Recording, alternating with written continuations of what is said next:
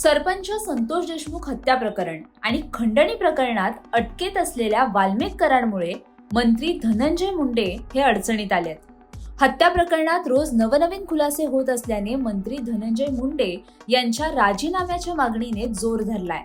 विरोधकांसोबतच मित्रपक्षातील आमदारांकडूनही मुंडेंनी राजीनामा द्यावा असा दबाव वाढत चाललाय. सामाजिक कार्यकर्त्या अंजली दमानिया यांनी ऑफिस ऑफ प्रॉफिटचा मुद्दा उपस्थित करत मुंडेंच्या अडचणीत आणखीनच वाढ केली आहे. त्यामुळे चहूबाजूंनी घेरलेल्या धनंजय मुंडेंनीही आता राजीनामा देण्याची तयारी दाखवली आहे. धनंजय मुंडे यांनी मुंबईत मंगळवारी मंत्रिमंडळाची बैठक झाल्यानंतर मुख्यमंत्री देवेंद्र फडणवीस यांची भेट घेतली. तसंच धनंजय मुंडे यांनी राष्ट्रवादी काँग्रेस अजित पवार गटाच्या आमदारांसमोर आपली भूमिका मांडली. माझ्याविषयी काय करायचं ते अजित पवार ठरवतील. पक्ष आणि अजित पवार यांनी आदेश दिला तर मी लगेच राजीनामा देईन असं मुंडे म्हणाले. यावेळी मुंडेंनी अजित पवारांकडे तक्रारही केली. काही जण वैयक्तिक राग मनात ठेवून माझ्यावर आरोप करतायत असं मुंडे म्हणाले. याच बैठकीत अजित पवारांनी अंजली दमानियांनी दिलेल्या पुराव्यांवरही चर्चा केली. अंजली दमानिया यांनी दिलेली सर्व कागदपत्र ही मुख्यमंत्री देवेंद्र फडणवीस यांच्याकडे दिल्याचं अजित पवार यांनी आमदारांच्या बैठकीत स्पष्ट केलं. त्यामुळे मुंडेंबाबत मुख्यमंत्री लवकरच निर्णय घेणार असल्याचं बोललं जात आहे. अंजली दमानिया यांनी धनंजय मुंडेंच्या विरोधात आक्रमक भूमिका घेतली आहे.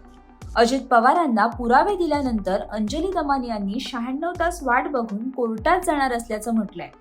एका वृत्तवाहिनीशी बोलत असताना दमानिया यांनी याबाबत भाष्य केलंय.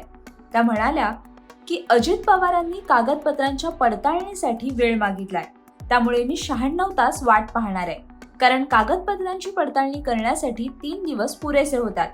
सगळ्या सत्यतेची पडताळणी या काळात होऊ शकते.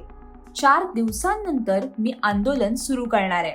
यावेळी दमानिया यांनी धनंजय मुंडेंच्या कंपन्यांवरही भाष्य केलं. फ्लाय ॲश म्हणजे राख ही 2007 मध्ये फुकट देण्यात येत होती असं धनंजय मुंडे यांनी सांगण्याचा प्रयत्न केला. त्यांचा हा दावा खोटा आहे. तो दावा कसा खोटा आहे याचा खुलासा देखील मी 3 ते 4 दिवसात करणार आहे असं अंजली दमानिया म्हणाल्या. धनंजय मुंडे सध्या दिल्लीत आहेत.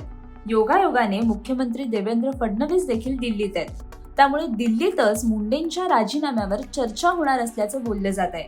तसंच अजित पवारांनी ऑफिस ऑफ प्रॉफिटच्या संदर्भातील कागदपत्र फडणवीस यांच्याकडे दिली आहेत. त्यामुळे धनंजय मुंडेंची चहूबाजूंनी कोंडी होत असल्याने आता मुख्यमंत्री फडणवीस यावर काय निर्णय घेतात हे पाहणं महत्त्वाचं असणार आहे. तुम्हाला याबद्दल काय वाटतं हे आम्हाला कमेंट करून नक्की कळवा.